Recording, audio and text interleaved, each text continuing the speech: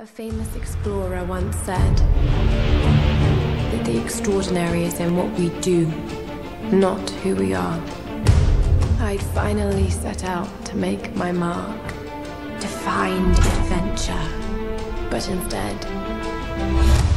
adventure found. Spēle iesākās ar katastrofu, kurā neparasti lielā vētrā tiek sadragāts kuģis, kurā, protams, atradās mums jau labi zināmā kapu izlaupītāja Lara Croft. Pēc kuģa bojājas Lara tiek izkalota uz mistiskas salas un piedzīvojums var sākties. Spēles gaitā jūs varēsiet novērot, kā Crofts jaukums pēkšņi no jaunas nepieredzējušas meitenes pārvēršas par terminatoru un nogalina visu, kas kustās, un tas notiek tik ātri, ka jūs sākat pat aizdomāties, vai Lara vispār nav Chuck Norris meita. Just end it. Please. Go to hell. Lara ir ļoti labi izveidota spēles varoni, kurā jūs jutīsiet līdz pat spēles beigām. You can do it, Laura. After all, you're a Croft. I don't think I'm that kind of Croft. Sure you are. You just don't know it yet. Gameplay šajā spēlē tiešām satriecošs. Kontrols ir parocīgs, cover mehānika ir lieliska un vispārējais ir noslīpēts.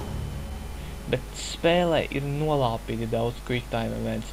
Sākumā tas ir forši, bet vēlāk tie sāk jau apnikt. Tomb Raider arī nevarētu saukt par sandbox tipu spēli, jo sala nav brīvi apceļojumi.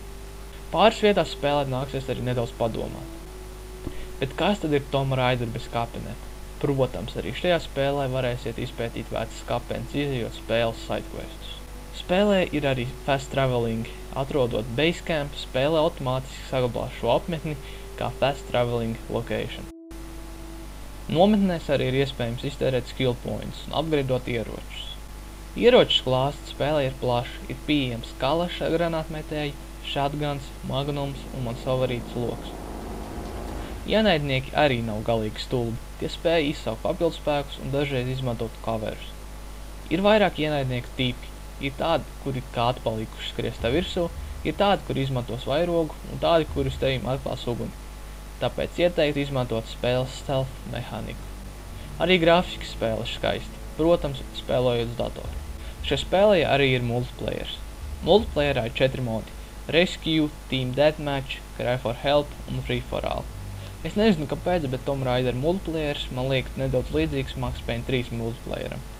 Diez vai stundām ilgi atrastos tiešsaitē, lai uzskačātu savu līmeni un iegūtu vislabākos ieročus, lai omnotu nūbus.